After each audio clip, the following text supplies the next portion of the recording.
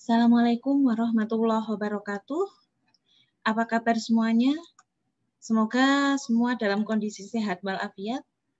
Nah, malam ini kita ketemu lagi dalam mata kuliah Teknologi Nanopartikel.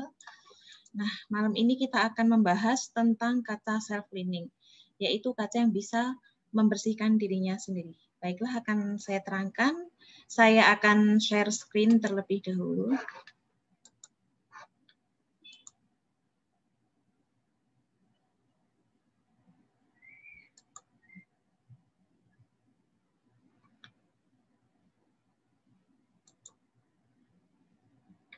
Oke. Nah, kaca self-cleaning ini sering disebut dengan kaca super hidrofob, yang artinya dia tidak basah oleh cairan atau air.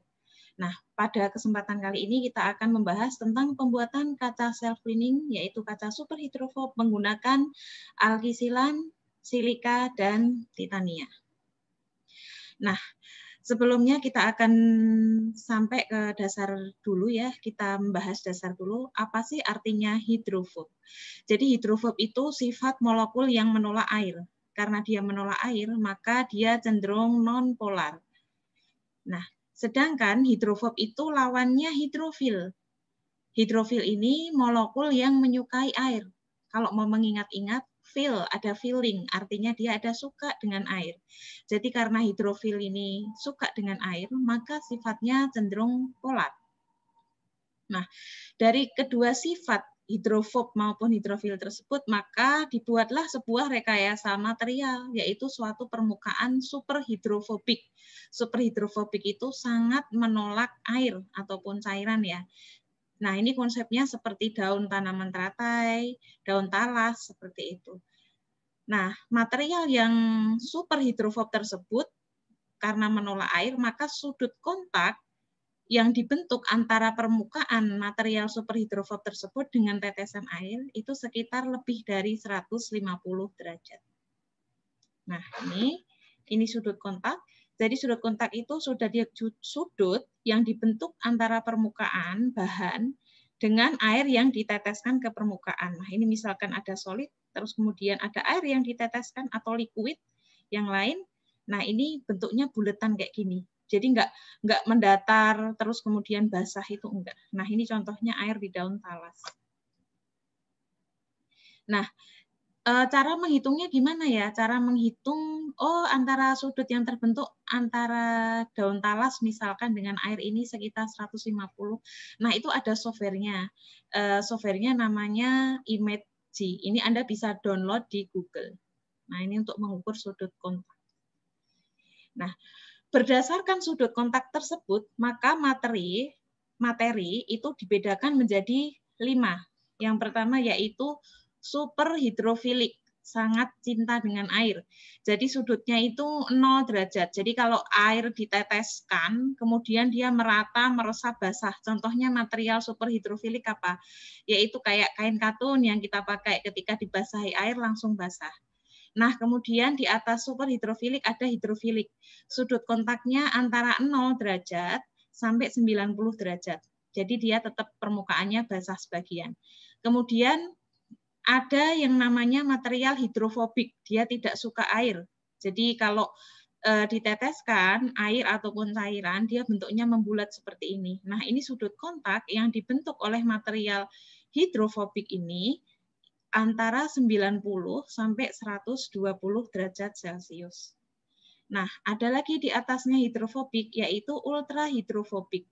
Ultrahidrofobik ini sudut kontaknya antara 120 derajat sampai 150 derajat. Nah, di atasnya lagi ada material yang sangat super, sama sekali tidak basah, namanya superhidrofobik. Nah, material superhidrofobik ini sudut kontaknya lebih dari 150 derajat. Nah, ini tadi tingkat sudut kontak dan tingkat kebasahan. Kalau dia material superhidrofilik dan hidrofilik, yaitu antara sudut 0 sampai 90 derajat, basah atau sebagian basah. Nah, kalau ada bahan superhidrofob yang sudut kontaknya antara 90 sampai 180 derajat, ini juga tidak basah. Nah, ini berdasarkan tingkat kebasahan tadi. Kalau sudutnya 0 langsung basah, kayak misalkan kain katun yang kita pakai, dikasih air langsung basah, itu sudut kontaknya 0 derajat. Nah, pertanyaan selanjutnya, kenapa material superhidrofobik ini diaplikasikan pada kaca? Nah, seperti kita ketahui, kaca mempunyai sifat transparan dan mudah terkontaminasi oleh pengotor debu bakteri. Selama ini kaca kan dibersihkan dengan bahan dasar deterjen dan alkohol. Nah, ini kurang ramah lingkungan ya. Nah, terus kemudian muncul problem lagi. Nah, gimana kalau kaca itu terletak pada bangunan tinggi, misalkan 50 lantai, 100 lantai. Otomatis untuk pembersihan kaca pada bangunan tinggi tersebut, ketika dibersihkan dengan tenaga manusia, itu safety-nya kurang. Jadi kita harus memerlukan teknologi kaca, pelapisan kaca, di mana kaca itu ketika kena air, langsung bisa membersihkan dirinya sendiri, yaitu kaca self-cleaning atau superhidrofobik tadi. Nah, dalam membuat kaca superhidrofobik itu menggunakan bahan nonpolar. Jadi biar dia itu tidak suka air gitu. Sehingga ketika ada hujan, ada air itu cairan yang lain itu tidak menempel pada kaca. Nah, biasanya digunakan jenis polimer, kemudian surfaktan, senyawa organik, fluorosilan, dan alkilsilan. Nah, golongan silan seperti fluorosilan dan alkilsilan ini fungsinya sebagai coupling agent atau pengikat untuk memperkuat ikatan. Jadi, ikatan antara senyawa yang dilapiskan pada kaca dengan silikat yang ada pada kaca. Jadi, mengikat bahan organik titania dengan titania pada kaca dengan bahan organik polimer, seperti itu. Nah, ini cara pembuatan bahan kaca superhidrofob itu sangat sederhana, tinggal dilapiskan. Bahannya ada tetraetil ortosilikat yang sering disingkat TEOS.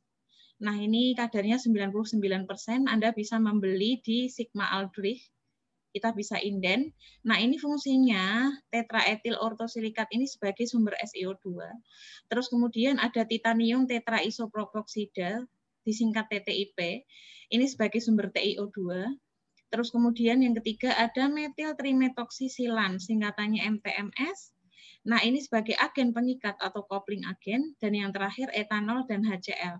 Nah, ini etanol dan HCl ini berfungsi untuk reaksi hidrolisis dari TEOS ini biar menjadi SiO2. Seperti itu. Nah, ini cara pembuatannya yaitu dibuat model kayak sol-sol itu kayak cairan seperti itu. Nah, yang pertama tahapnya yaitu hidrolisis untuk menghasilkan SiO2. Nah, ini 0,2 mili HCl, 0,1 molar dimasukkan ke dalam etanol. Setelah itu ditambahkan 3,35 mili TEOS. TEOS ini konsentrasinya nanti dibuat 15 milimol. Kemudian di stirrer selama 1,5 jam pada suhu 60 derajat. Kemudian ditambahkan HCl 2 mili. Setelah itu ditambahkan etanol, ini untuk hidrolisis TEOS. Jadi lapisan pertama itu harus lapisan SiO2. Nah, ini SiO2 didapatkan dari mana? Dari hidrolisis TEOS ini. Nah, setelah itu lapisan kedua, jadi kacanya itu kaca biasa tapi dilapisi seperti itu ya. Nah, lapisan kedua ini baru TiO2. Nah, TiO2 ini dibuat sama mirip. Jadi dari 0,25 mili HCl 0,1 molar dimasukkan atau dilarutkan ke dalam 8 mili etanol. Nah, setelah itu ditambahkan 4,4 mili TTIP. Nah, setelah itu di stirrer setelah di stirrer ditambahkan HCl, baru ditambahkan etanol lagi sampai volumenya 20 mili.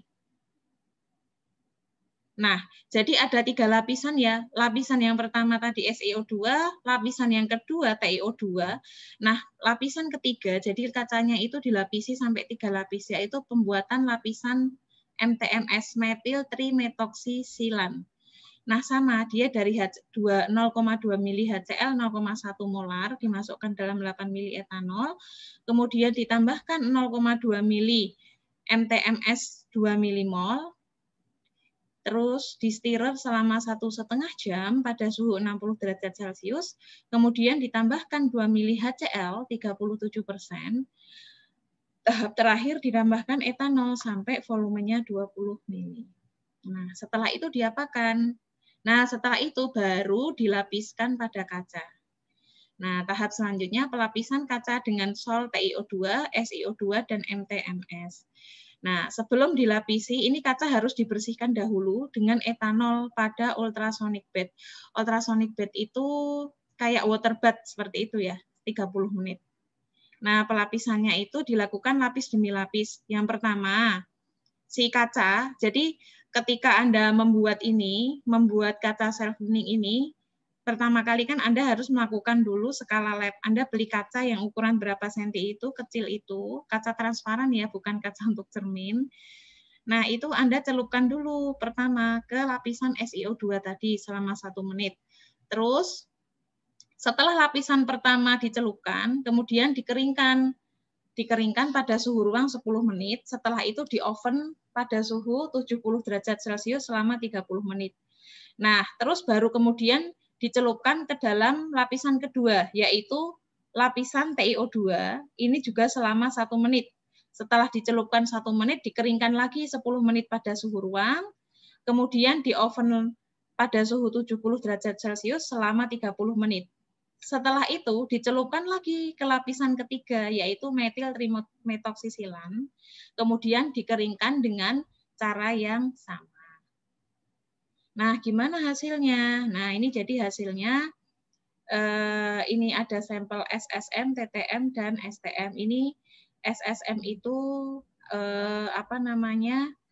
urutan lapisan ya. SSM ini lapisan SiO2 metoksisilan, ini tanpa lapisan TiO2. Kemudian TTM itu lapisan TiO2 metoksisilan. Kemudian lapisan STM itu lapisan dari 3 senyawa, yaitu SiO2, T-nya TiO2, M metoksisilan. Nah, ini ukuran lapisannya berapa nano, terus kemudian ini analisis pakai AFM. AFM itu jadi untuk menganalisis morfologi atau permukaan si kaca ini dalam ukuran nano.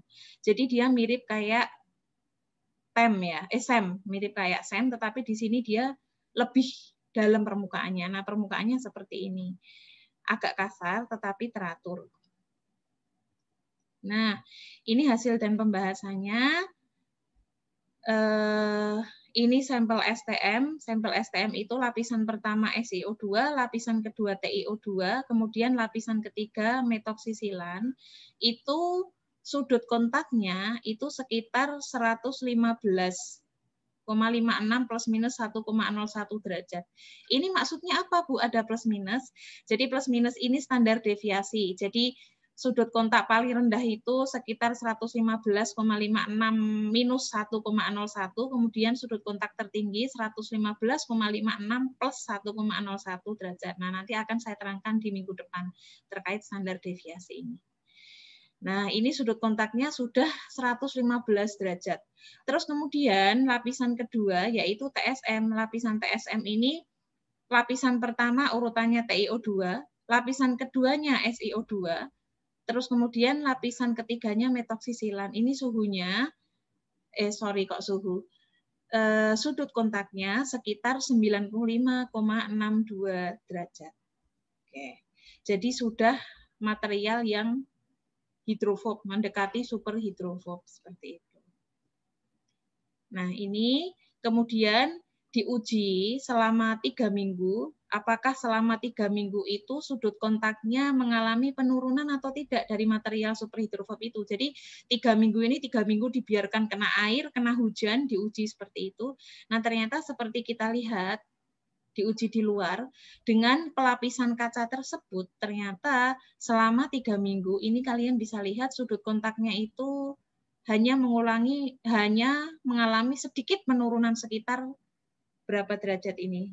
Nggak sampai 10 derajat. Jadi satuan. Jadi hanya mengalami sedikit pergeseran sudut kontak. Artinya dia material ini tetap superhidrofob. Kacanya tetap bisa membersihkan dirinya sendiri.